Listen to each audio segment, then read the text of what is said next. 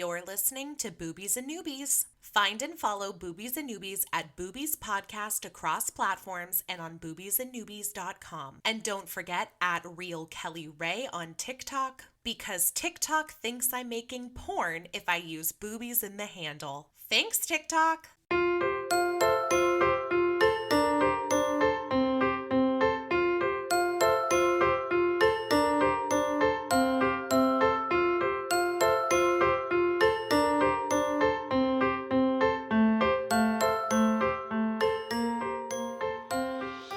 Welcome to Boobies and Newbies, the podcast that asks novice romance readers to think outside the dick in a box and brave the unbridled world of erotica. I'm your host, Kelly Reynolds, and today we are back with another Steamy Spotlight author interview.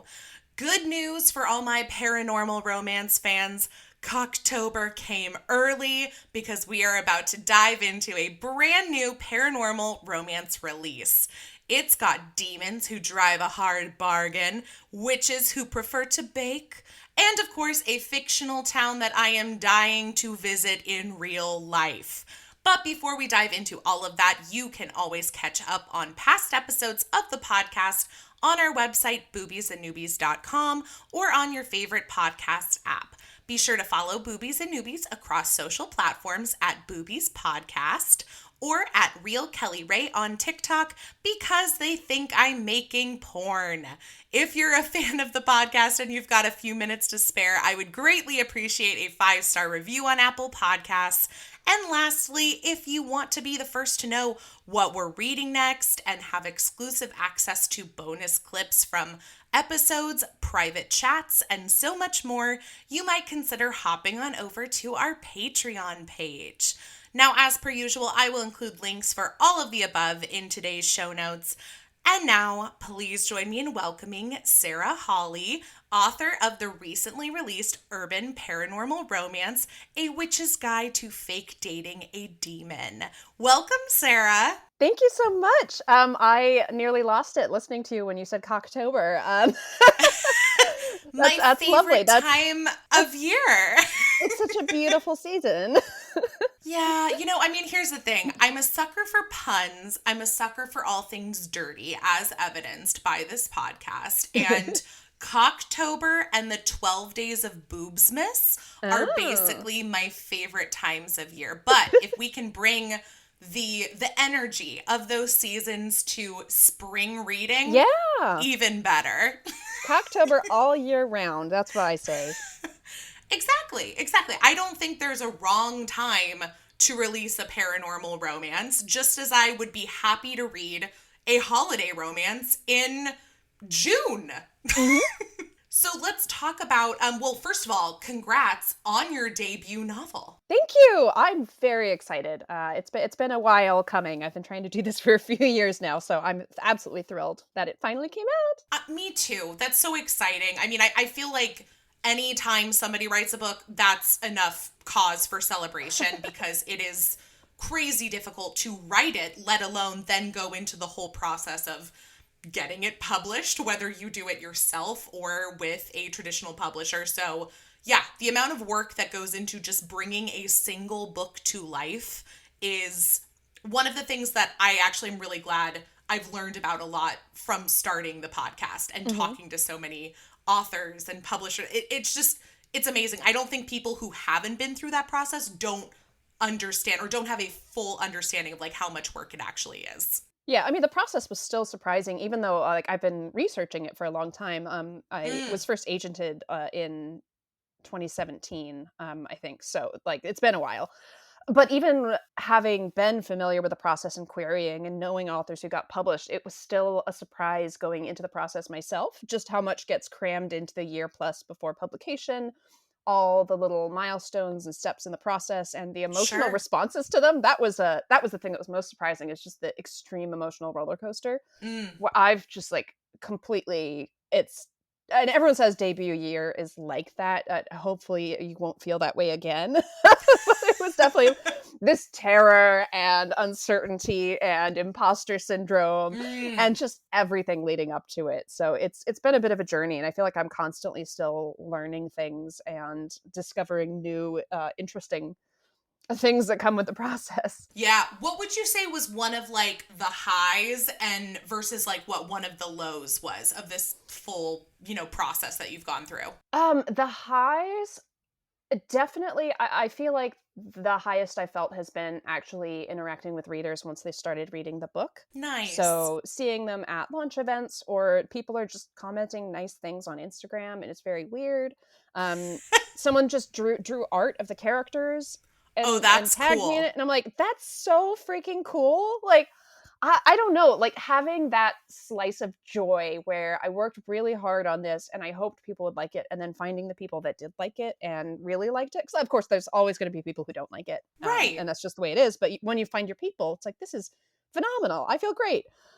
So that's been the high. And then lows, I think a lot of it was the uncertainty and the imposter syndrome. Because I've already written all 3 books in the trilogy before the first one came out. Look at you go. I know, but you've also got this thing where you're turning in book 2, and I remember drafting it and being like, I've forgotten how to write a book. How do I write a book? Did my editor make a mistake? Is she going to read this and think, wow, I can't believe I gave this woman a book deal on her first book. This is garbage. Are people going to hate me?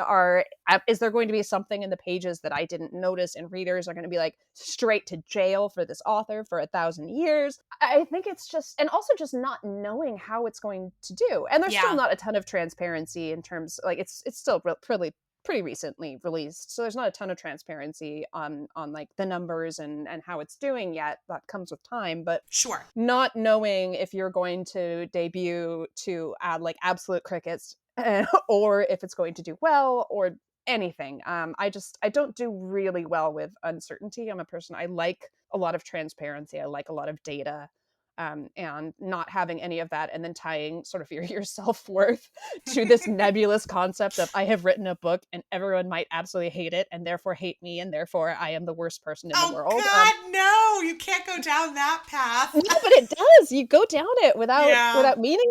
Everyone I've talked to whose debut has the same thing, and it's like, I've got a nice little cohort of people that we talk to each other, but like one person will be having a high and the other one's having a low, and it's like this endless sort of sine wave of, this is great, this is terrible, this is great, this is really terrible, and you're just trying to navigate the ups and downs and maintain some kind of emotional stability. Yeah, I mean, I've only self-published, and I've only self-published one novella at this point, so I mean, it's still, I know that the process is definitely going to be different than traditionally publishing as well. But yeah, I remember the first time that I got a like 1-star or like a DNF review, and of course, and they tell you don't look at reviews. And for the most part, they tell you it's so hard not to. Exactly. And for the most part, I try not to, but I actually thought that I would be more resistant to seeing like 1 and 2-star reviews than I actually have been, like since my book came out, because as you said, not every book is going to be for every reader.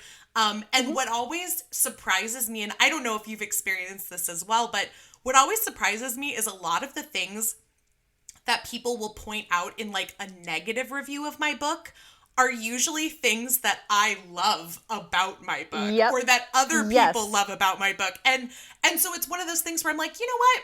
If that's the reason you don't like this, that's fine with me, because like that's one of the things that I think makes this me, that makes this book like so unique and specific to me.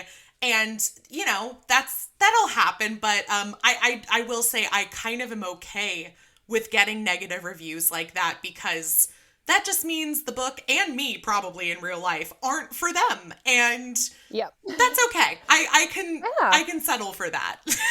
Yeah, and I've been trying not to look at reviews as much. I was looking at it a lot when ARCs first went out, but they don't bother me, I think, as much as they bother a lot of people.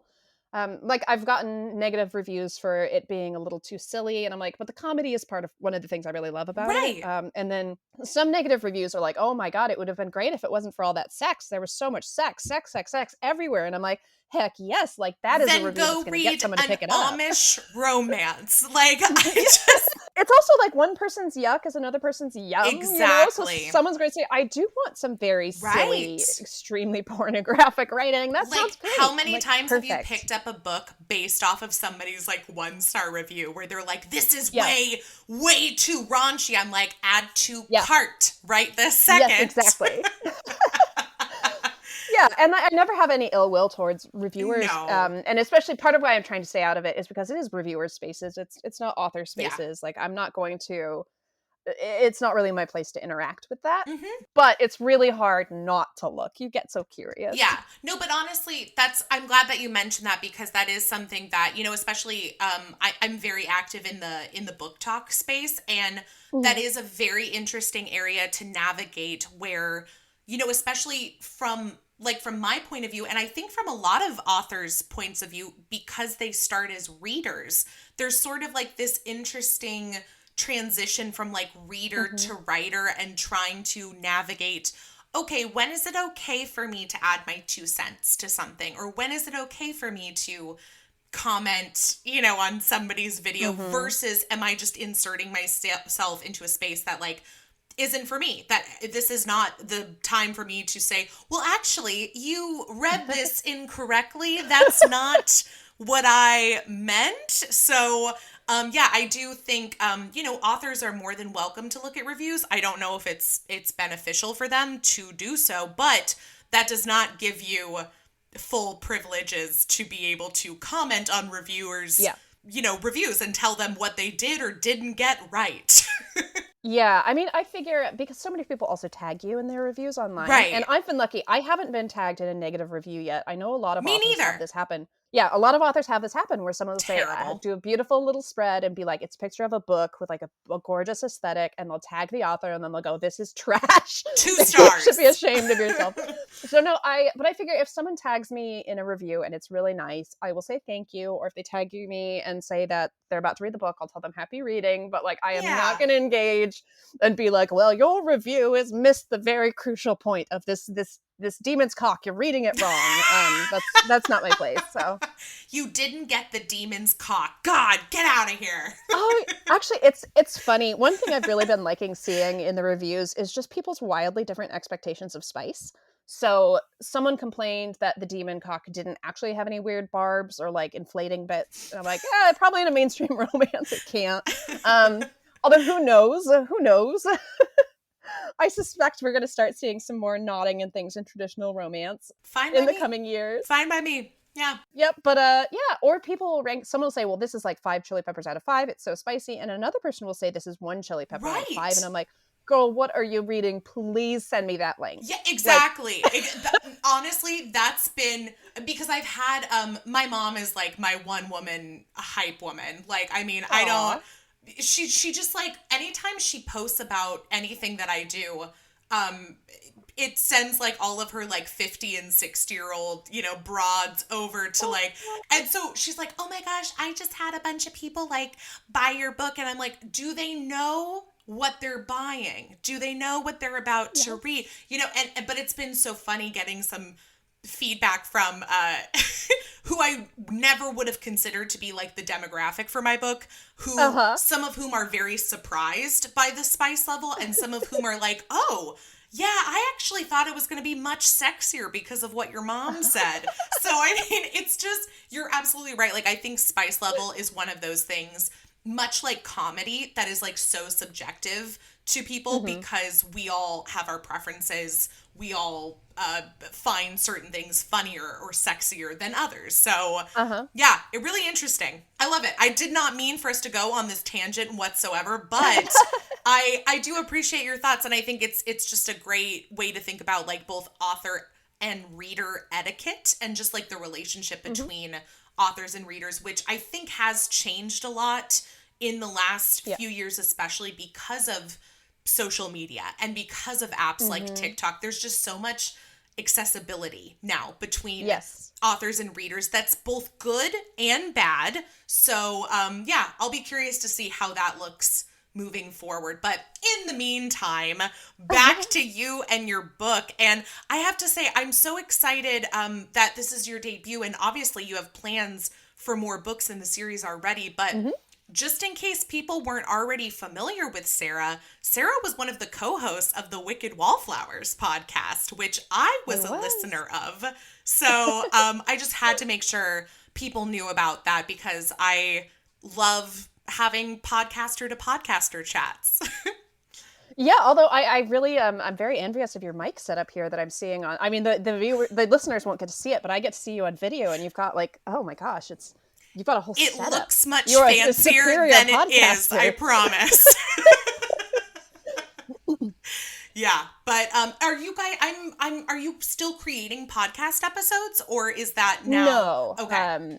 No, we went on hiatus. Jenny's doing Bonkers Romance with Melody Carlisle. I'm just doing a bunch of writing. But the episodes are all still up if people want to listen to them. There's a whole bunch of them. Yes, and I have to say, when I was first starting Boobies and Newbies, I feel like there were a lot less romance-oriented podcasts at the time.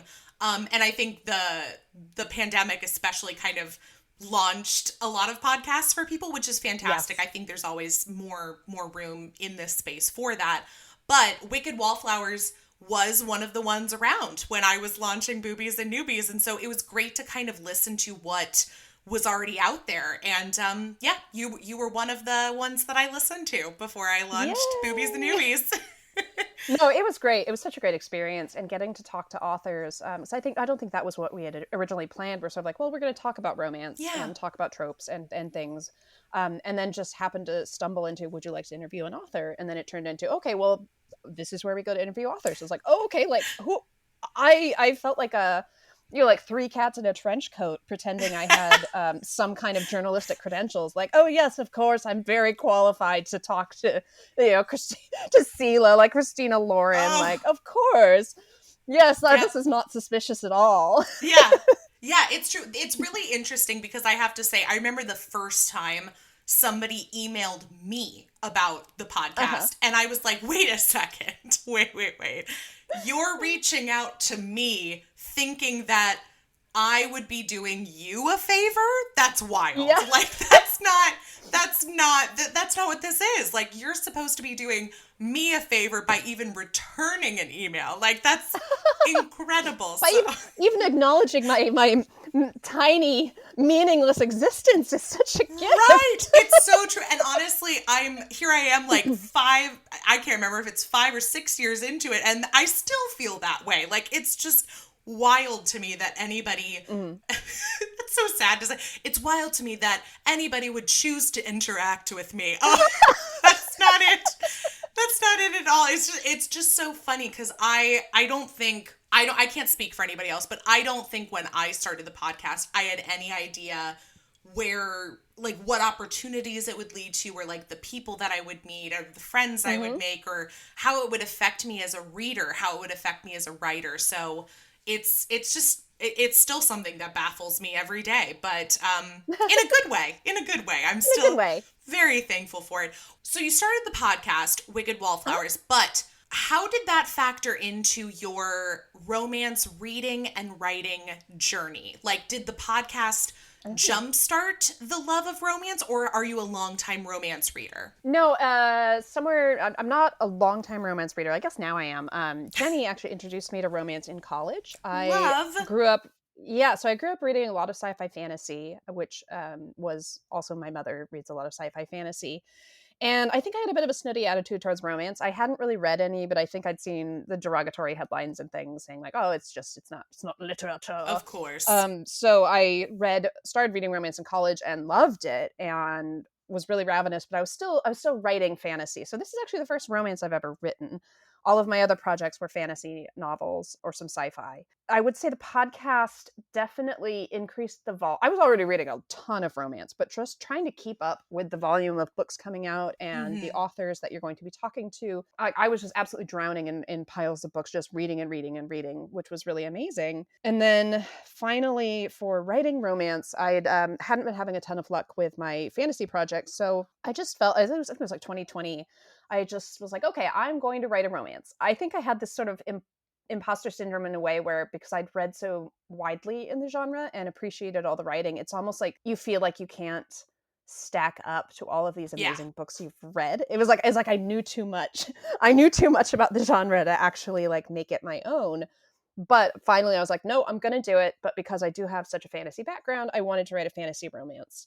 And I thought contemporary would be really fun. I'd been doing like second world fantasies, not urban fantasy or anything. So I was just like, okay, we're going to do it. We're going to try it out. And it ended up being great. It ended up being the book that got the deal. So it's really exciting. Yay! Well, and I want to dive deeper into urban fantasy and paranormal, but first things first, I think it would benefit everyone if we just gave a quick synopsis for A Witch's Guide to Fake Dating a Yes. Demon, because it is, by the time this episode comes out, we'll have, I think the book will have been out for almost a month by the time this episode airs. Mhm. So, but just in case people haven't read it yet, would you mind giving everyone a just Of little course. glimpse into the book? Well, it is a nonfiction manual on how to summon your own demon and date him. Absolutely.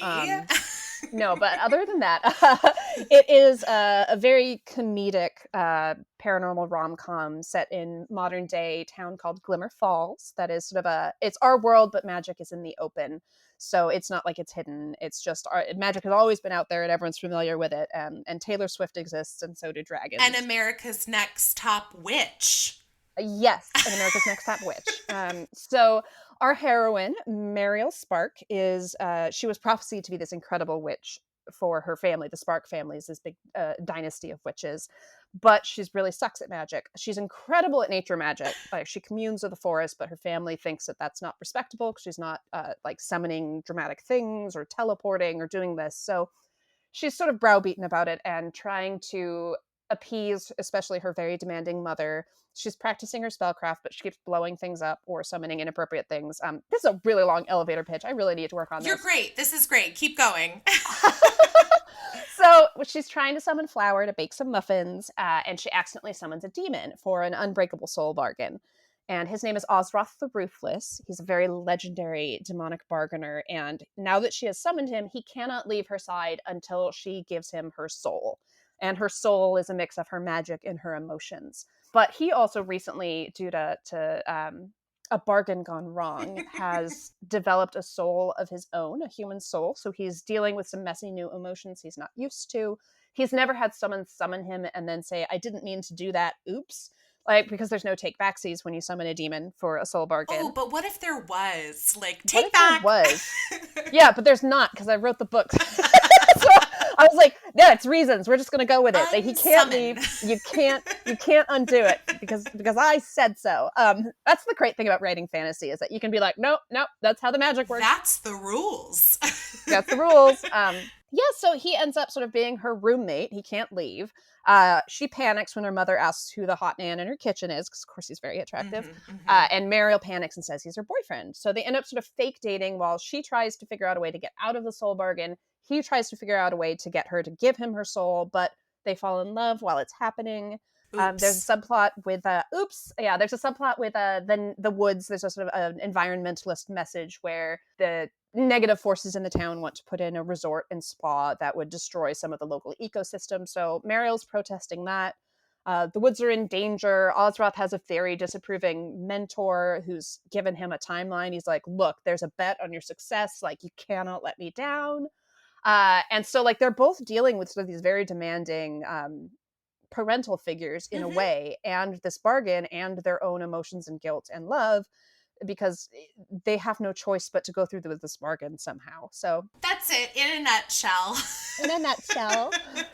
No, I think what I really enjoyed about this book, and I'm already so looking forward to the rest of the series, is what I love about paranormal and fantasy in general is that regardless of the kinds of creatures, regardless of where it takes place, I think it's a great opportunity to explore modern contemporary issues that we face on a day-to-day basis. You know, whether it's the family dynamics or friendships, or like you said, when we're talking about like an eco crisis, like, but to do it in a safe, removed way where you don't necessarily like make that connection at first, but then while you're reading it, you can choose to apply it as much to like our real life situations as much as you feel comfortable doing so. Yeah, I like that. It's giving you sort of enough of a distance from whatever the issues are today that you are kind of engaging with them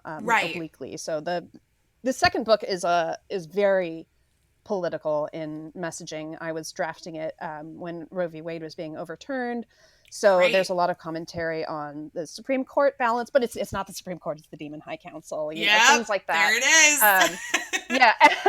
And I think my editor actually had to she was like, okay, I love the political messaging, but like perhaps we have missed that level of distance if your villain is saying make the demon plane great again. So I was like, okay, whoops, we're gonna dial that back. Because she was like, that just made me sad. I'm like, okay, so we're couching it back in the terms of metaphor. But yeah, no, they're very political books. They're well, art is political. Like that's I challenge anybody who says otherwise. Like I think every kind of artistic expression is political in one way or another. Yeah, and there's a way it's like you can't quite, or at least I can't separate that because I do care very passionately about politics and our world, and I have a lot of anger and things about, and so it's interesting expressing some of that anger, but in a book where you can be funny and you can be horny and good things happen. I think that's part of the joy of it as well, especially in a romance, is that these issues that aren't looking so good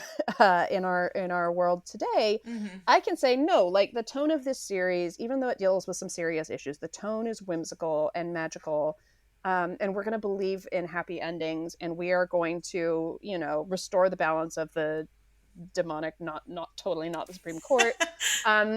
And, you know, and we're going to deal with it, like book 2 deals with issues of gender identity and immigration and reproductive rights and stuff like that. And sort of and racism to an extent in terms of purebred demons versus halfling demons, and some of the ways in which this society has decided that to close its borders to people around them. It deals much more with the demon plane that we mentioned a little bit in book 1. You've got me so excited about this already. Damn.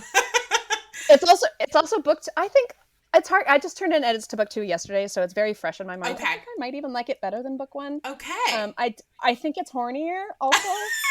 By the way, you said it already, and I feel like if this isn't already like your author tagline on your website, it should be that it's funny, it's horny, and good things happen. And I was like, if that's not an author tagline, I don't know what is.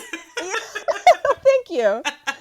Yeah. And then like book 3, which I turned in, has a lot of deals a lot with consent. I don't know if you ever read the book Ella Enchanted. I did. Well, and I remember the movie fondly. Yeah, so we've got a heroine with a bit of an Ella Enchanted situation going on. And the hero inadvertently, without meaning to, develops this tremendous power over her where she will obey any command he has to deliver. And so I was very careful, like I don't want people to read this and think of my heroine being in, we'll say like sexual peril in the way that it's the consent is obviously, the metaphor is there for consent, but I wanted to explore it more like how do you navigate these tricky issues of consent where one partner has a substantial amount of power over another, and how do you find your happy ever after where ultimately like it is a meeting of equals and you need to navigate these dynamics. Well, and you want to root for them. You don't want to necessarily root for somebody who is being manipulated, let alone the manipulator or abuser. So and so he's a total cinnamon roll hero in book 3, and he is absolutely horrified to discover he has this power over her, and he has to be very conscious about how he navigates consent. And then there's also a subplot about a mayoral campaign, because like we introduced like a kind of nasty mayor in book 1, and I can't just leave this town with a horrible mayor. So I love it. But you've set up so much that I'm so excited for. And I didn't realize that you had already, I knew book 2 already had a release date planned because I saw it on Amazon when I do all my snooping. But I didn't realize that you had already planned out and written all 3 books. So that's exciting. Yes. That's exciting because I feel like so often when you go into writing a series, whether it's like a trilogy or like 7 books in the series, I think a lot of authors will have in mind like, well, here's kind of like what I'm envisioning like in book 3 or 4. But I think there's something to be said about when you have all 3 of them written in one form of the other, they might not be the final version, but that I think that can affect sort of like how you picture like the overall story trajectory versus like if you're kind of writing them on the go and figuring out some of the plot lines and relationships that you didn't necessarily plan for that just kind of find you. Yeah, I mean, I didn't have the other two books written at the time I got the deal. Yeah. So I had a sort of general, I knew book 2, I wanted it to be an enemies to lovers, amnesia romance. And book 3, I knew I wanted to involve the hero accidentally, drunkenly, like, buying a possessed rock on eBay. As you do. Which is a thing I did. It's a thing I did. So I went on like Ghost eBay, which I think is so funny, and I found this 99-cent plastic rock that supposedly had this like ancient vampire succubus in it who would fill my, darkest desires. So I thought that was a really good premise for a rom-com, is to have this guy be like, that's a ridiculous eBay listing. And then actually it's real. So I did do all of the writing in about, God, like a year. I don't know. It's been a crazy year. I've written like 350,000 words in the last year and change. So I am hearing all of this, but I'm also like still stuck on the concept of Ghost eBay. Like that's just kind of like playing over and over in my head. I'm like, wow, in all the years, for me, I've never been like the biggest eBay person. It's always been Craigslist for me. Like I have this like unhealthy attachment to Craigslist. And like I miss when they used to do the missed connections. People might not know Craigslist dating used to be a thing. But then like people kept getting like murdered. So they, I think, got rid of it. But yeah, God, I missed the boat on starting my podcast about Craigslist, but eBay is like a whole other world as well. And Ghost eBay. Yes. No, I think it's amazing. There's Ghost and then Haunted Doll, eBay and Etsy. So yes. So you can just look for like haunted furniture on eBay and they'll be like, do you want to pay like $1,500 for an armoire with a vindictive spirit in it? I was like, yes! I would pay $20 for that. I can't afford $1,500. So when I saw this thing, it's horribly misspelled. It's all caps. It was like Dark Vampire Succubus Eleonora. Succubus was misspelled. Bidding began at 99 cents for this plastic thing. So I bought her. Yes. No one else bid against me.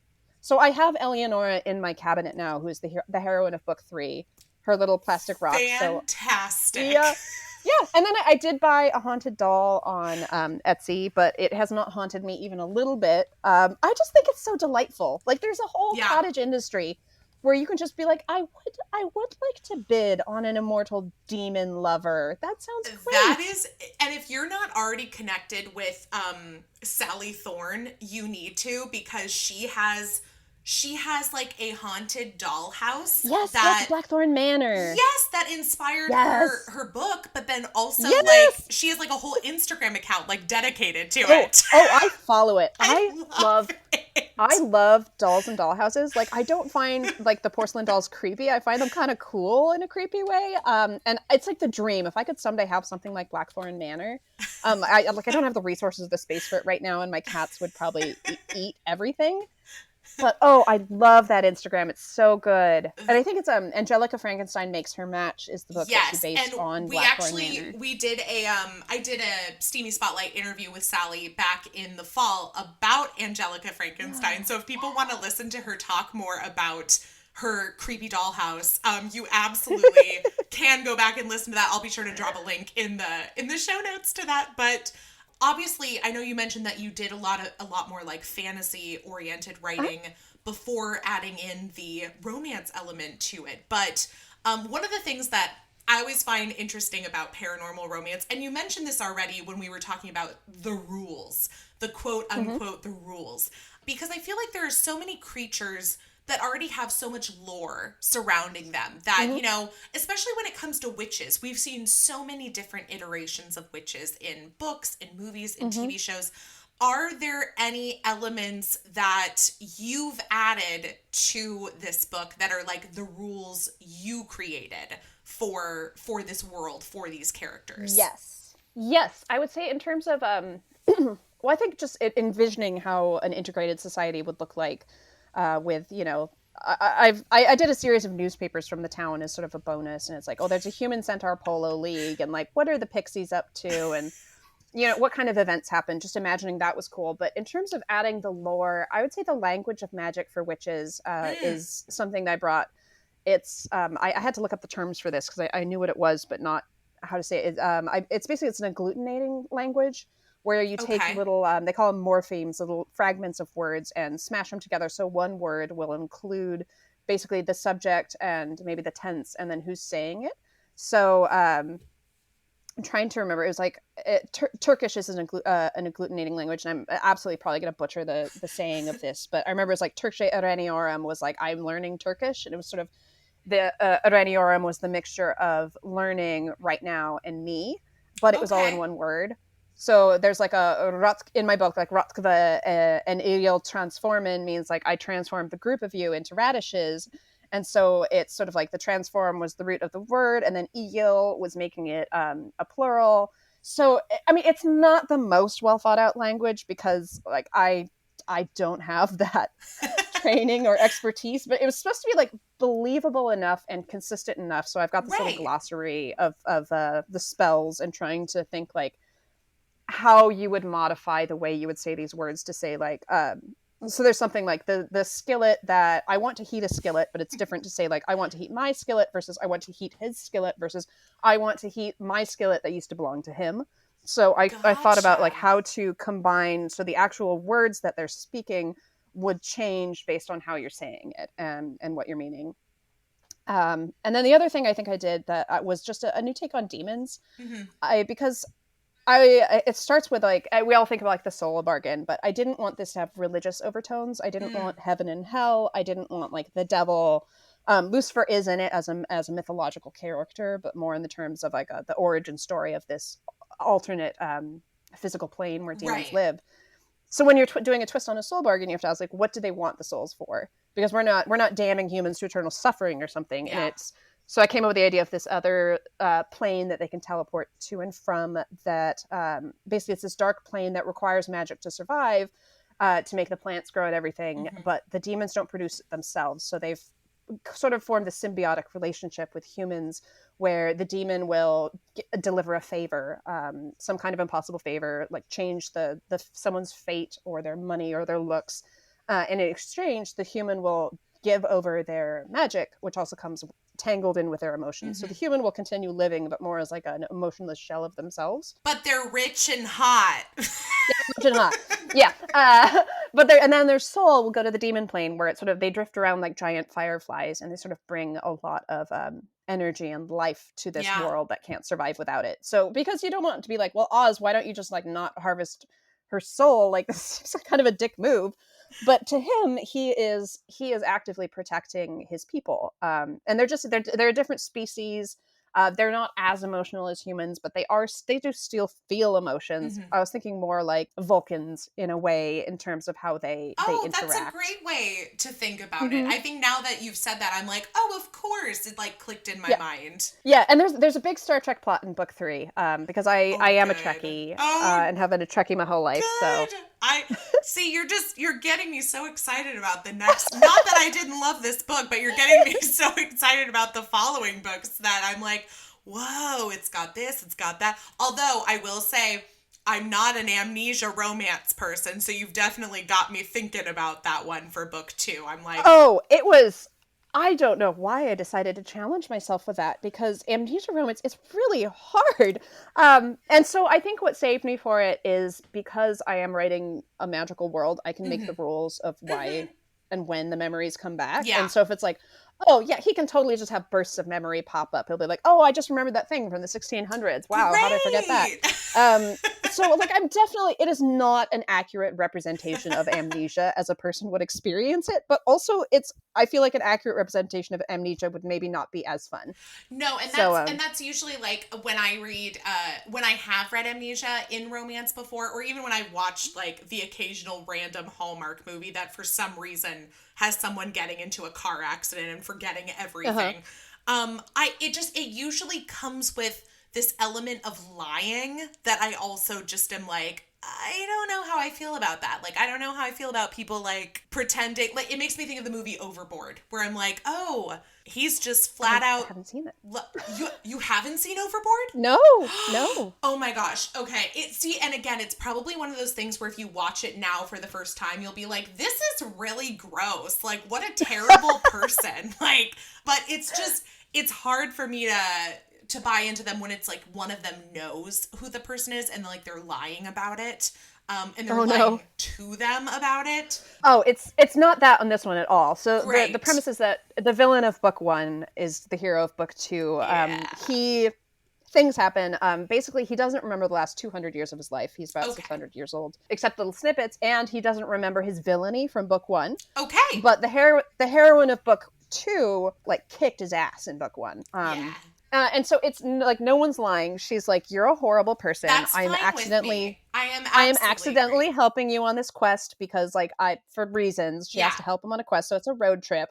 But she's like, "No, you suck. You suck. We're enemies to lovers. I hate you forever. Let me tell you exactly how terrible you are." And he's like, the last thing I remember is like getting down with the Borgias, you know, like I don't know what you're talking about. That's not me. I don't know how I was that mean. No. And that's totally fine with me. In fact, there was a great arc on True Blood that was like where. Yes.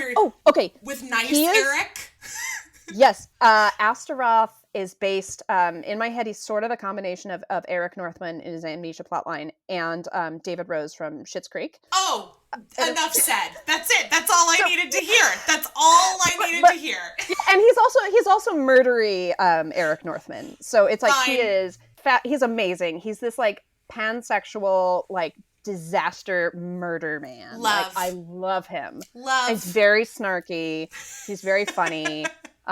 He's very like affected and I adore him. It felt sort of like getting to play with like writing the first book. I was aware that I wanted to do something that was like a grumpy sunshine with maybe more traditional gender tropes. Mm-hmm. And so this one it was really fun to branch out beyond that and sort of flip some of the concepts on their heads. So like the heroine is like a very aggressive brawler. She's buff, she's rude, she gets in fist fights with werewolves, like, and then he is like, I love him. I love him a lot. I know a lot of people were like, what do you mean Astaroth is the hero of book 2? But I'm like, you don't understand yet. I love that. Well, and I think it's so funny because literally as we're recording this, I just wrapped up the Tit Talk panel where we were talking about adaptations and just sort of like retellings of stories that we already love in the romance sphere.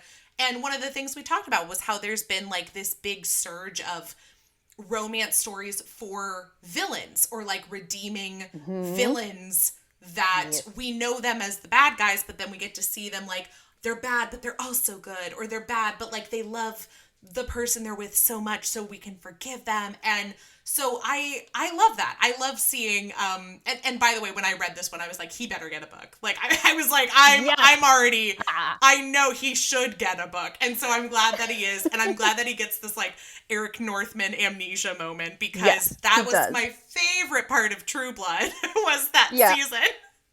He's also, it's very, I didn't realize this until a couple weeks ago watching a Buffy rerun with my friend. It's very Spuffy vibes. He's very Spike coded and she's fairly Buffy coded. So there you go. We've hit all the fandoms. We've got Star Trek. We've got True Blood. We've got Buffy. Like we've hit a lot of them. Schitt's Creek. Yeah.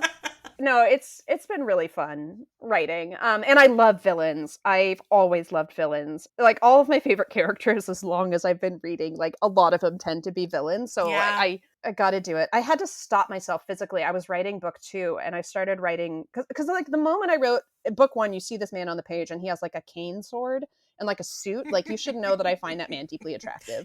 No matter what horrible things he's doing. And book 2, I was writing that villain who was not supposed to be hot. And I started writing him wearing like black leather gloves. And I was like, no, Sarah, no. That's too sexy. That's too... Yeah, so I had to dress him in brown. I was like, we cannot continuously escalate. Like at some point they are irredeemable. I love that the switch is like, he was wearing black leather gloves and he was sexy. So instead, I put him in like camel colored clothes. And now he's not hot anymore. He's wearing brown leather. It's not as good. That is hilarious. And honestly, one of those things that now that I'm thinking about, I'm like, that tracks. Like, Mm-hmm. well, you've already given me so many details about, what's to come in the books ahead. But Mm-hmm. I know that A Demon's Guide to Wooing a Witch is the next Uh-huh. book. And according to Amazon, is due out in November of this It year. is. So that's exciting. And then what can you tell us about book 3? Or is it too far away? Theoretically, it is coming in March 2024. Oh, great. So, Okay. yeah. So I know release dates do change. Right. And so that one, I don't want to say a title yet because there's a couple options. I'm waiting to hear back. But it does star a socially anxious werewolf who wears sweater vests, which is another way you can tell I really like a character if they wear sweater vests. It's like we're either black leather or sweater vests. We don't have a lot of in between. And he is the one who drunkenly buys this possessed rock on eBay because he thought it was hilarious, and he just got a little maudlin at a wedding because he's like 38 and unmarried and like a workaholic, and is like, I'll never have a girlfriend. And they're like, but I could buy one for 99 cents. That's hysterical. And so he's very like, he doesn't like chowing down on like roadkill during the full moon. Like he finds it all very undignified to be like howling and scratching himself. Like he's a very nervous werewolf. Fellow. I like it. Yeah. He owns like a garden shop. Like he knits. He loves knitting. And he extends himself too far trying to help his family. And then the succubus, the heroine, she's a vampire succubus. She's 700 years old. She's an assassin. She likes to hiss. She likes to scuttle across the ceiling and threaten his organs and things. And he is like and she's also a massive Trekkie. And that is her only touchstone with the modern world for reasons. Okay. Yeah, she's been living in suspended animation for 700 years, called out to commit murders for this witch who's imprisoned her. So she comes out like every 50 years, every 100 years, every 20 years to like murder people. And then she gets put back in the stone. So the only thing that sometimes the witch has been calling her out to like watch Star Trek reruns. So Eleonora, who's like 700 years old, like there actually is a scene where, like Thor like throws the mug on the floor in the movie and it's like another like, yeah, so she's like that. She's like that because she's from medieval times and she's like, I don't understand. She does not have good table manners, but she's stuck between that and then like screaming at the microwave because she doesn't understand why the replicator's not working. And so basically their thing is trying to undo this curse because he now has possession of this rock, which means he now the curse that forces her to obey him. And she's like, who are you going to have me murder? And he's like, I don't want you to murder anyone. Like, why are you hissing at me? Yeah, like, I just want to hang out. I didn't mean to do this. Well, I love it. So we've got more witches and demons in store for us in book 2. And then book 3, we've got werewolf and succubus. So, well, then I guess the question is, where do we go from there? Because I know one thing that I always want to ask authors is there a dream story or project that like you have lurking around in the back of your mind just waiting to be told? I have so many. Yeah, I'm sure. I honestly, just from this conversation, I have no doubt that they're swimming in there. Yeah, there's like a paranormal investigator series I want to do. Yes. There's sort of a contemporary rom-com where this woman has to arrange like the flaming Viking boat funeral for her grandma who passed away. Love it. I have an actual like romantic fantasy trilogy that I've got a first book drafted. Okay.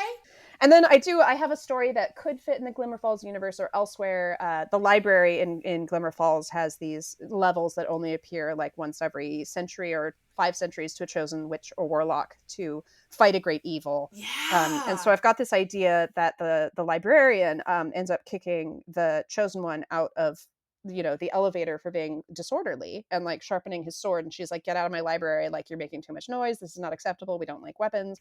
And she ends up accidentally taking the elevator down to the level that only appears every 500 years where there's this death deity that lives there. And she has to figure out how to be the chosen one and subvert a bit of an apocalypse. Well, it sounds like you've already written this book. I mean, like here, and let's be honest, with Glimmer Falls, I mean, I think this is, I know that you're writing this trilogy, but I think that there's plenty of room and opportunity to add to the Glimmer Falls universe if you decide to. And I think I'd love to. It all really depends. So I've sent a list of like, I don't know, 12 ideas or something to my editor being like, tell me what to work on because I don't know how to be idle.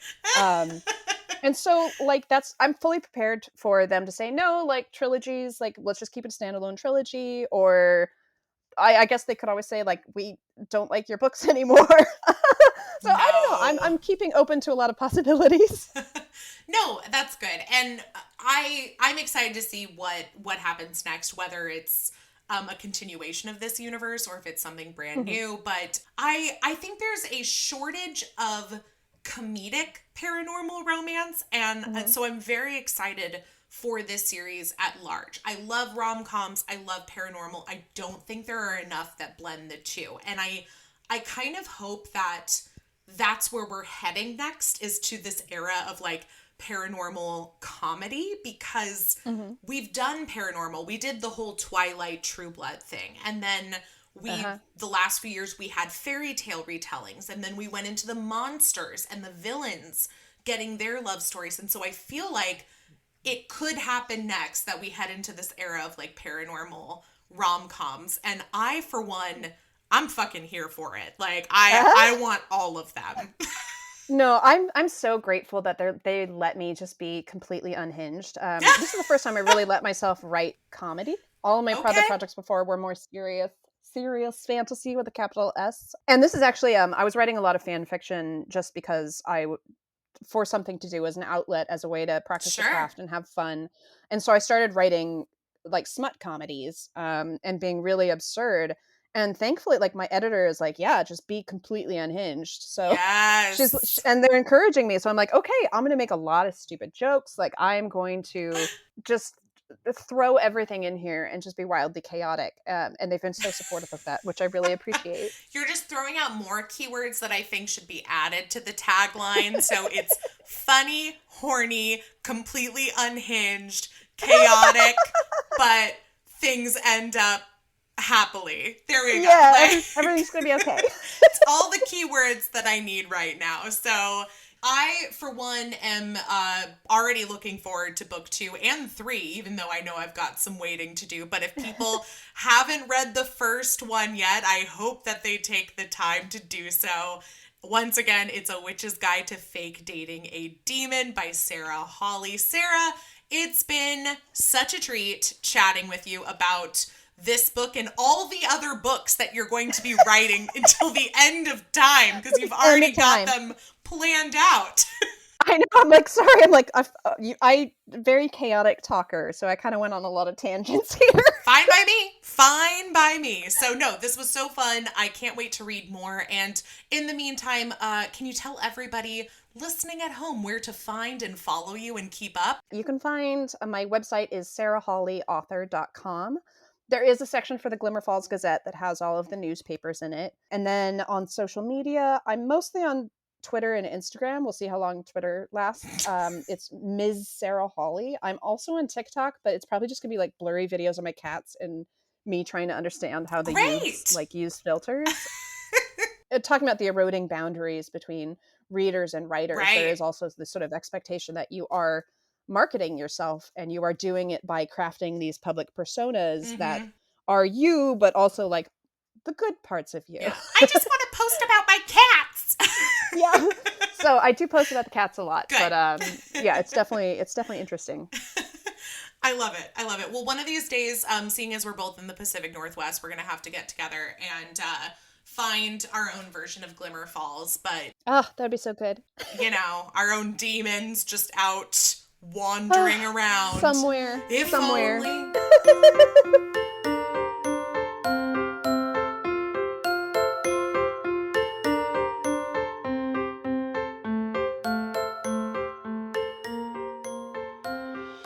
Thanks so much for listening. Tune in every Friday for a brand new episode of Boobies and Newbies. And don't forget, you can always catch up on previous episodes on your favorite podcast app or on boobiesandnewbies.com. Happy reading!